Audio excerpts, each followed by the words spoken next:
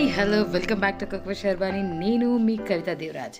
ఈరోజు కాకరకాయ ఉల్లికారం చేదు లేకుండా చాలా సింపుల్గా చాలా ఈజీగా చెప్తాను.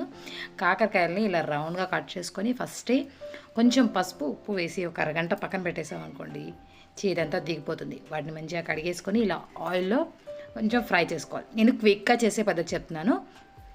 కొంతమంది ఏం చేస్తారంటే ఇలా ఫ్రై చేసుకొని పక్కన పెట్టేసుకొని పేస్ట్ని మళ్ళీ దీంట్లో స్టఫ్ చేసి మళ్ళీ దాన్ని పెట్టేస్తారు. నేను అలా కాకుండా ఫాస్ట్గా చేయడానికి ఇది మన స్పెషల్ ఉల్లి మసాలా అనమాట.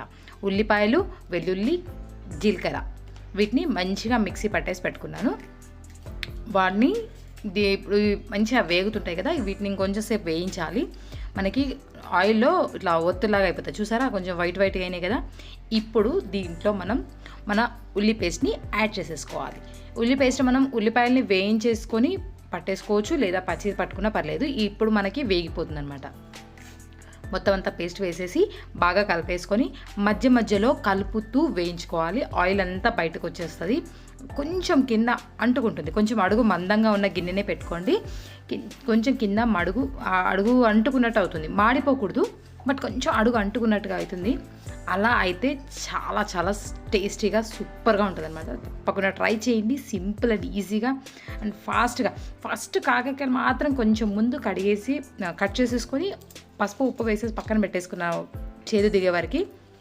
అంతేనండి, ఫాస్ట్గా అయిపోతుంది. చాలా చాలా టేస్టీగా ఉంటుంది. మీరు కాకరకాయలు ఇది చేసుకోవడానికి మాత్రమే ప్రతిసారి కొనుక్కొచ్చుకుంటారు. ఇంకా తప్పకుండా ట్రై చేయండి. ఎలా వచ్చిందో నాకు కమెంట్ బాక్స్లో తెలియచేయండి. ఇన్స్టా అండ్ ఫేస్బుక్లో మీరు చేసిన పిక్ని నాకు ట్యాగ్ చేయండి, దాన్ని ఫాలో అయిపోతూ. ఓకేనా ఫ్రెండ్స్? చూసారా, ఆయిల్ అంతా తేలిపోయింది. కొంచెంగా అంటుకుంటుంది, చూసారా? మాడిపోలేదు, బట్ కింద అంటుకుంటుంది అంతే. అలా అయితే చాలా చాలా టేస్టీగా ఉంటుంది. మీరు ఎప్పుడైనా ట్రై చేశారా? చేయకపోతే ఇప్పుడు ట్రై చేసేయండి. చాలా చాలా బాగుంటుంది, సూపర్గా ఉంటుంది. చేసేస్తారా? మరి చేసేయండి. మరి నా ఛానల్ని ఫస్ట్ టైం చూసిన వాళ్ళు మాత్రం తప్పకుండా సబ్స్క్రైబ్ చేసి లైక్ చేసి మీ ఫ్రెండ్స్ అండ్ ఫ్యామిలీకి షేర్ చేసేసి ఇది ట్రై చేయండి. ఎలా వచ్చిందో నన్ను ఇన్స్టా అండ్ ఫేస్బుక్లో ట్యాగ్ చేసేయండి. వావ్, ఇక్కడ గుమగుమలు ఆడిపోతున్నాయి. తప్పకుండా ట్రై చేయండి. ఓకేనా? Thank you for watching.